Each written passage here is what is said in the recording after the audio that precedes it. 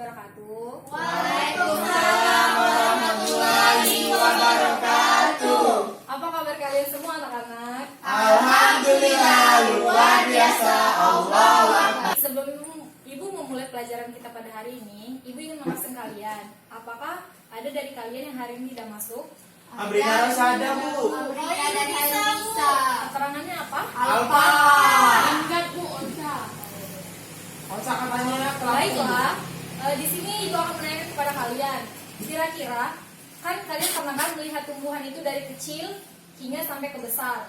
Nah, menurut kalian pertumbuhan itu yang dari kecil sampai ke besar itu kira-kira itu kenapa? Karena ada tumbuh.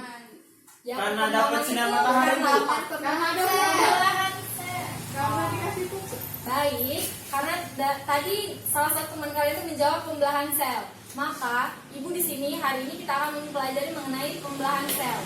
Nah, apakah kalian tahu apa artinya pembelahan sel? Belum. Baik. Sebelumnya, Ibu akan menjelaskan kepada kalian apa itu pembelahan sel. Pembelahan sel itu sendiri ialah proses yang membagi satu sel induk menjadi dua ataupun lebih sel anakan.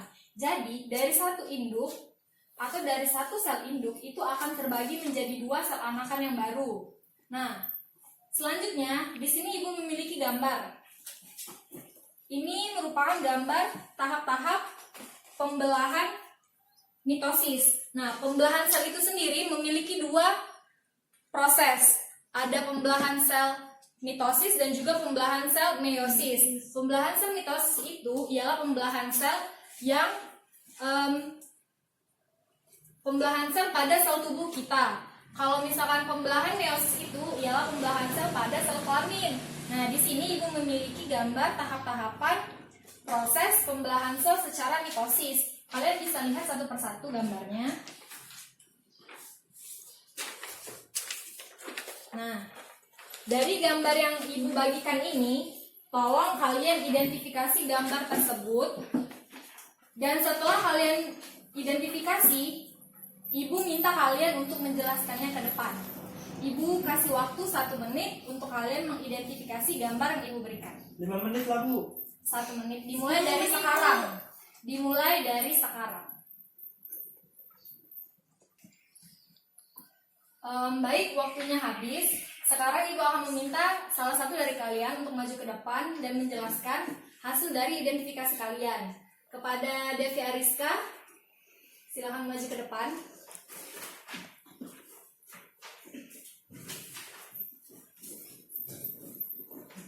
Baiklah, Assalamualaikum warahmatullahi wabarakatuh. Waalaikumsalam warahmatullahi wabarakatuh. Di sini saya mendapatkan gambar dari tahapan pembelahan sel, yaitu tahap anafase. Nah, saya akan menjelaskan tahap anafase tersebut, yaitu permulaannya sentromer dari setiap kromosom itu membelah menjadi 2 bagian dengan masing-masing 1 kromatida. Nah, kemudian setiap kromatida itu berpisah dengan pasangannya dan menuju kutub yang saling berlawanan. Pada akhir anafase ini semua kromatida ini sampai pada kutubnya masing-masing. Terima kasih. Wassalamualaikum warahmatullahi wabarakatuh. Baik, apakah kalian sudah mengerti apa yang dijelaskan saudari Devi? Selanjutnya, nah, dari apa yang sudah dijelaskan oleh Devi tadi, Ibu minta kalian itu membuktikan apa yang diutarakan oleh Devi itu benar atau tidak, dengan kalian itu melihat jawaban dari Devi itu sesuai atau tidak dengan bacaan yang ada di buku mengenai pembelahan sel secara mitosis. Baiklah, Ibu kasih waktu kalian itu 1 menit untuk kalian mengidentifikasi jawaban dari Devi itu dengan isi yang ada di buku. Dimulai dari sekarang.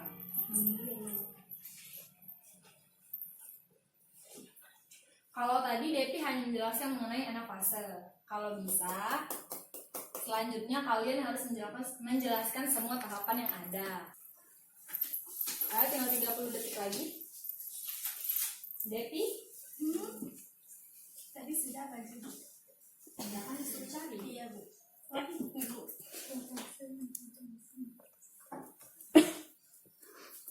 Sudah? Dewi? Kenapa melamun? Tadi sarapan apa enggak? Besok sarapan ya, biar nggak lemes di kelas ya. Enggak ada uang. Butuh, Bu. Baik.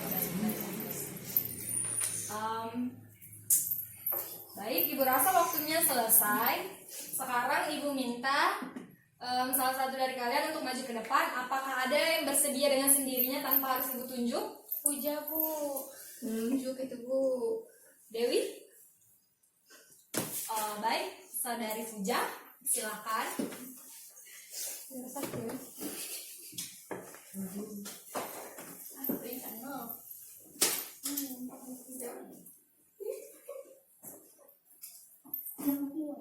Puja jauh ya kelilingnya. Si Bu. Iya. Assalamualaikum warahmatullahi wabarakatuh. Waalaikumsalam warahmatullahi wabarakatuh. Baiklah, menurut buku yang saya baca, tahap pembelahan sel itu terjadi 4 tahapan. Yang pertama itu ada profase, anafase, telofase, dan metafase.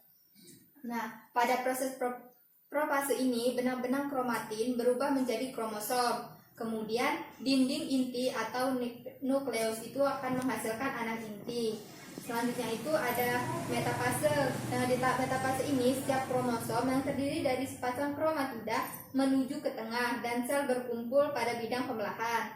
Kemudian ada tahapan anafase. Pada tahapan ini sentromer dari setiap kromosom membelah menjadi 2 dan masing-masing menjadi 1 kromatida. Nah, tahapan yang terakhir itu adalah telofase, di mana kromatid yang berada pada kutub berubah menjadi benang-benang kromatin kembali. Baik, terima kasih pada Puja. Ya, tepuk tangan Puja.